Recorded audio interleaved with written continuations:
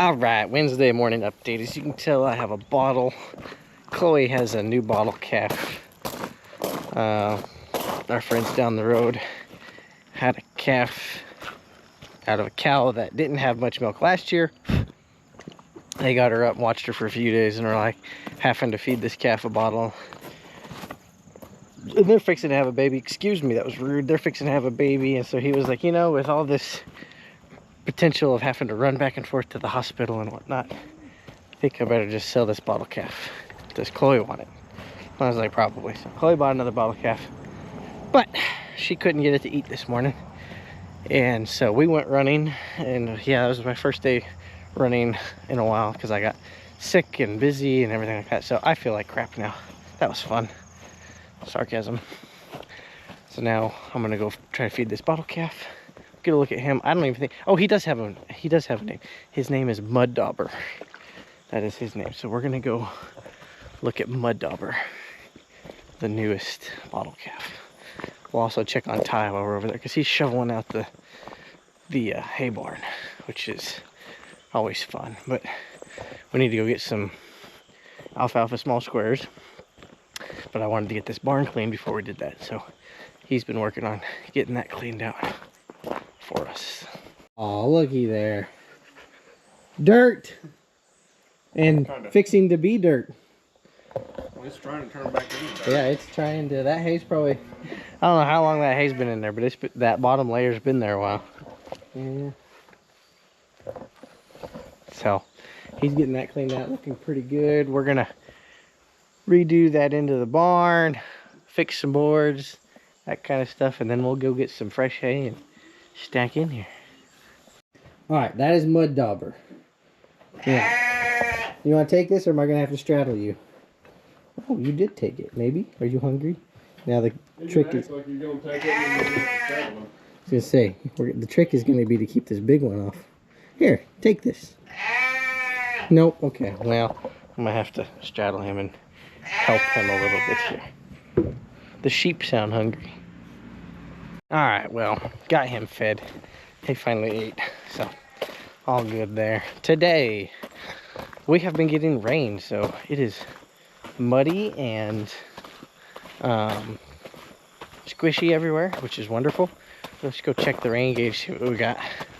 We have gotten several like 1/2 inch to 3/4 inch rains, and it rained all day yesterday. Basically, there were several brief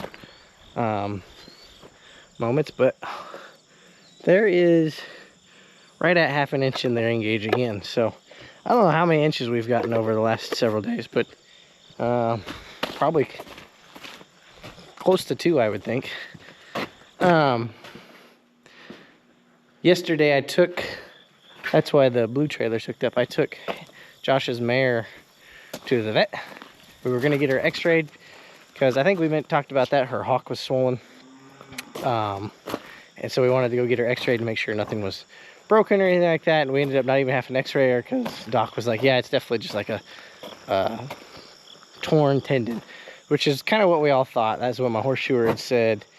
We kind of assumed that, but didn't know for sure. So went and took her, and so she is on some anti-inflammatories and supposed to be put on light duty, which we hadn't been riding her hard anyways.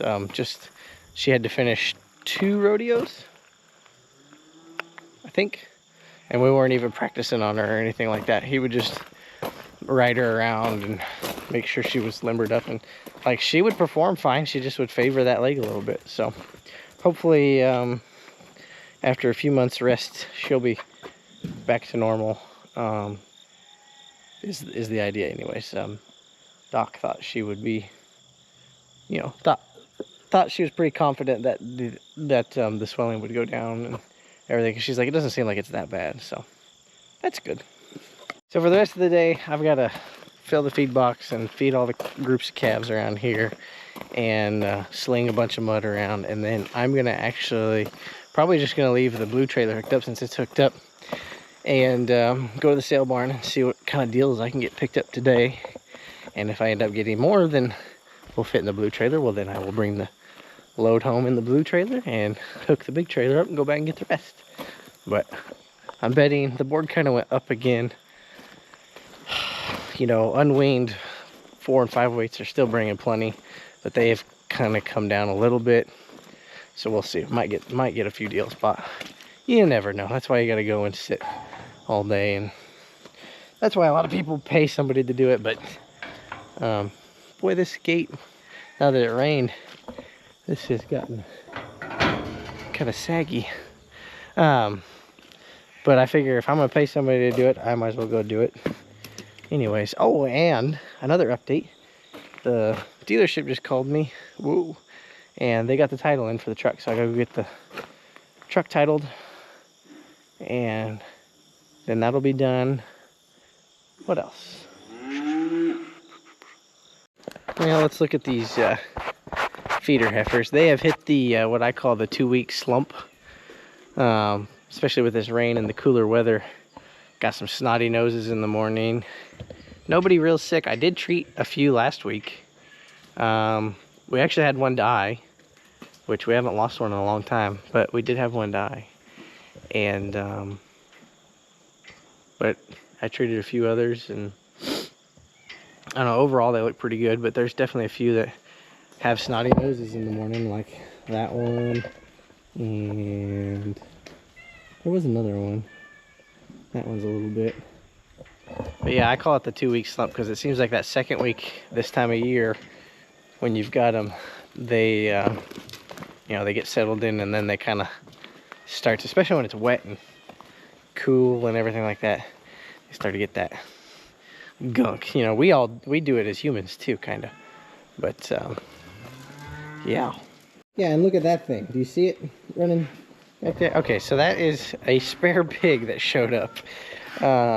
I think we know who it is. I contacted one of the neighbors up the road, and I was like, hey, do you have a pig that you're missing? And they were like, well, probably we're on vacation. So we have a neighbor's pig, and he goes and hangs out with our pig at night, but in the daytime, he's so little, he just crawls into the fence and kind of, he's not really hurting anything. He's pretty friendly. But yeah, we have a spare pig right now. I don't know. Hopefully the spare pig doesn't stay around too long. I was pretty sure Faith went and bought a friend for Tiny Pig, but she swears she did not. See, there's some of that snot that I'm talking about. It's just kind of, you know, no bueno. But not really sick, not really anything you could treat. Just kind of, it can get worse, and that's what you got to really watch them. I watch these guys pretty hard. This is an ongoing problem that we've had. You can see this refusal here. Well, that's because, if you can kind of tell, stuff's been walking in here. These lighter weight, you know, once they hit like 450, like this one, she probably won't crawl into here. But like I just pushed one back, one of the smaller ones. The way these are built, the littler calves can crawl in here. And so sometimes some of them crawl in here, and then they walk on this, and they don't, of course, want to clean it up because it's nasty. So I have to shovel this out, usually the first month, if I get a smaller group like this.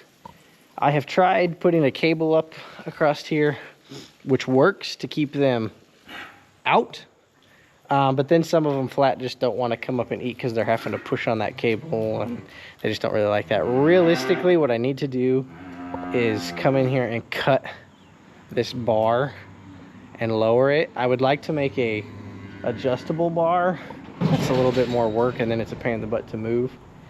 But if I lowered this bar, I think like 4 inches, bigger calves would still be able to eat, and littler calves would not be able to crawl out. The downside is where it's set now is for cows. The guy that built this barn, they fed cows.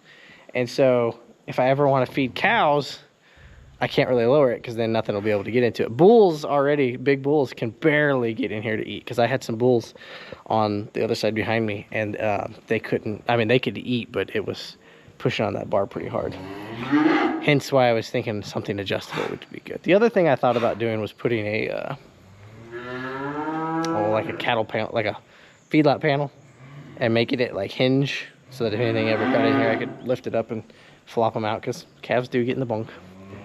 And then I could still feed and everything because it would have holes. I just have never gotten around to it with everything else going on. So we've thought about that. But yeah, I was gonna show. See, you can see they get poop and mud and everything, and then they crawl in here and they walk all over the feed, and so they end up wasting, like, I don't know, there's probably 10 pounds in there that they wasted.